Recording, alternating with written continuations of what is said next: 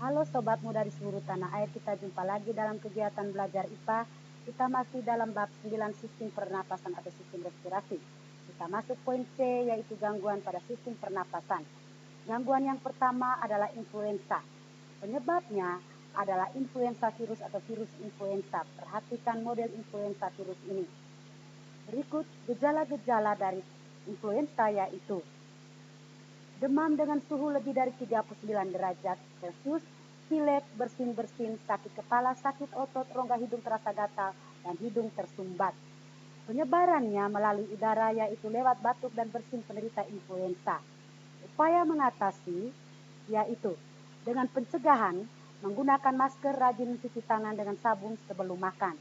Upaya pengobatan itu untuk influenza ringan, beristirahat dan berbaring di tempat tidur, menghindari kelelahan dan banyak minum air putih.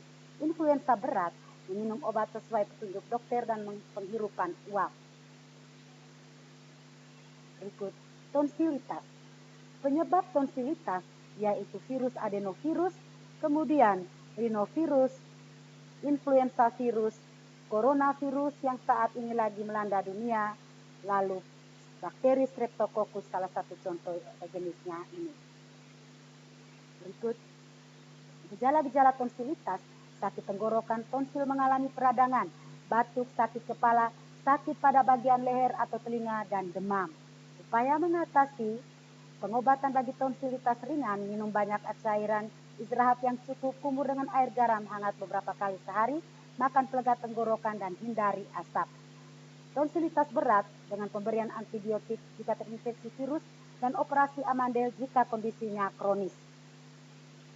Berikut faringitis. Penyebab faringitis adenovirus, kemudian oxomyxovirus, rhinovirus, coronavirus, dan bakteri streptococcus pyogenes.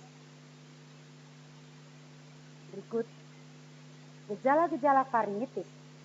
Sakit tenggorokan, radang tonsil atau amandel, rasa nyeri saat menelan makanan. Upaya mengatasi faringitis, upaya pencegahannya, hentikan kebiasaan merokok, menghindari makanan berminyak, berbanyak konsumsi air putih, dan berkumur-kumur dengan air garam hangat secara rutin 1 kali seminggu.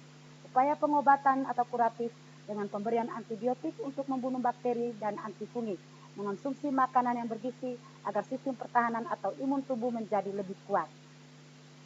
Berikut 4 pneumonia. Pneumonia ini adalah cairan kental dalam paru-paru.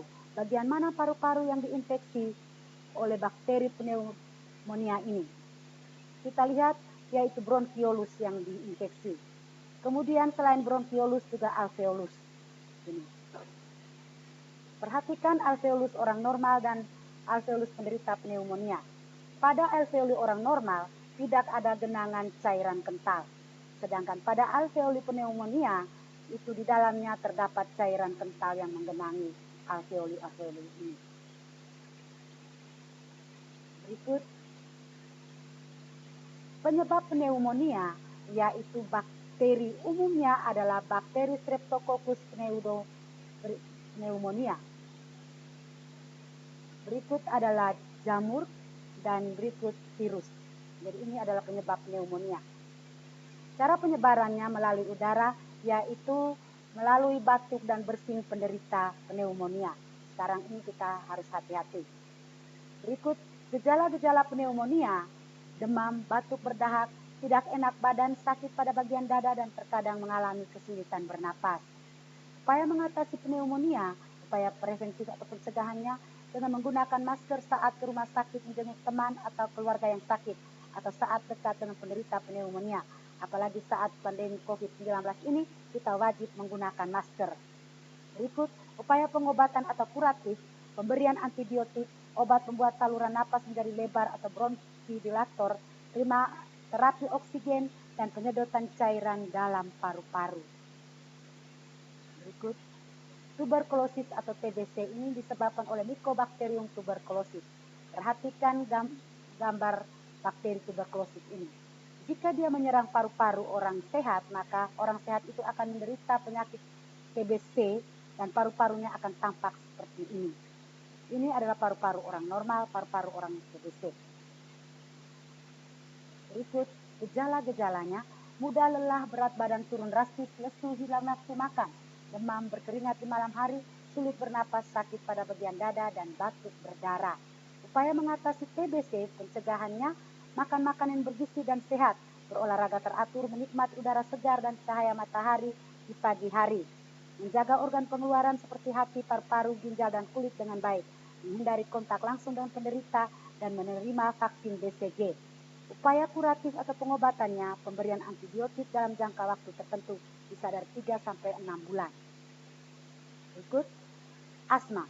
Asma ini disebabkan oleh masuknya zat pemicu alergi atau alergen dalam tubuh seperti asap rokok, debu, bulu hewan peliharaan, dan lain-lainnya. Jika alergen ini masuk ke dalam tubuh, maka tubuh akan memproduksi dua senyawa kimia, yaitu yang pertama namanya prostaglandin dan yang kedua ada histamin. Kedua senyawa kimia ini dapat mengakibatkan penyempitan saluran pernapasan. Berikut gejala-gejala asma, yaitu batuk, pilek, dan yang ketiga adalah sesak napas. Upaya mengatasi asma, yaitu dengan pencegahan atau preventif, makan makanan bergizi baik, banyak minum air putih, istirahat yang cukup, berolahraga yang sesuai, cukup ventilasi dan cahaya matahari, dan menghindari faktor pencetus asma. Yang berikut upaya pengobatan atau kuratifnya dengan obat medis dalam jangka waktu yang lama. Yang berikut kanker paru-paru. Penyebab kanker paru-paru adalah asap rokok. Nah, kanker paru-paru ini menyerang perokok aktif itu 85-90%. Sedangkan perokok pasif artinya orang yang tidak merokok itu 10-15%. Berikut gejala-gejala kanker paru-paru, batuk disertai darah, berat badan berkurang drastis, napas menjadi pendek dan sakit pada bagian dada. Upaya mengatasi kanker paru-paru, upaya pencegahannya dengan menghindari rokok dan asapnya, banyak mengonsumsi buah dan sayur-sayuran, berolahraga teratur, melakukan tes kesehatan secara rutin, dan menghindari zat-zat kimia. Upaya pengobatannya dengan pembedahan atau operasi pengangkatan kanker, dengan radioterapi atau penyinaran dengan energi radiasi untuk membunuh sel-sel kanker, dan kemoterapi yaitu penggunaan obat-obat untuk membunuh sel-sel kanker serta menghambat pertumbuhan dan penyebarannya. Inilah gangguan yang menyerang sistem pernapasan. Kita masuk poin D adalah upaya mengatasi dan menjaga kesehatan sistem pernapasan. Kita simpulkan tadi, yang pertama rutin berolahraga sehingga sirkulasi darah di tubuh akan berjalan dengan lancar, sehingga organ pernapasan terutama paru-paru terjaga kesehatannya. 2, dengan mengonsumsi makanan bergizi sangat berpengaruh pada kesehatan organ pernapasan. Vitamin dan mineral seperti vitamin A, vitamin C, vitamin E, kalium, dan magnesium ini sangat baik untuk organ pernapasan. 3, minum banyak air putih, sehingga mukus atau lendir yang setiap hari menumpuk di saluran pernapasan akan mudah larut dan tidak menyumbat saluran pernapasan. 4, rajin mencuci tangan dengan sabun, karena dengan mencuci tangan maka bibit penyakit itu tidak akan menempel di tangan dan tidak bertahan pada air sabun. 5, tidak merokok. Tidak merokok dapat menghindarkan diri dari bahaya kanker paru-paru. 6, hindari paparan polusi. Bahaya polutan seperti debu, asap rokok, asap pabrik, zat kimia dapat merusak saluran pernapasan. 7, menjadikan rumah menjadi tempat yang asri dengan menanam bunga dan tanaman lainnya sehingga udara menjadi lebih segar karena tumbuhan meningkatkan produksi oksigen di udara. 8, mendapatkan vaksin karena dengan vaksin tubuh kita mempunyai imun untuk melawan serangan penyakit dari virus atau bakteri yang menyerang saluran pernapasan. 9, memeriksakan kesehatan pribadi secara berkala atau melakukan regular medical check-up. Pemeriksaan secara berkala dapat membantu mendeteksi berbagai penyakit pernapasan. Terima kasih atas perhatiannya. Berikan like, comment, and subscribe. Sampai jumpa lagi di lain waktu.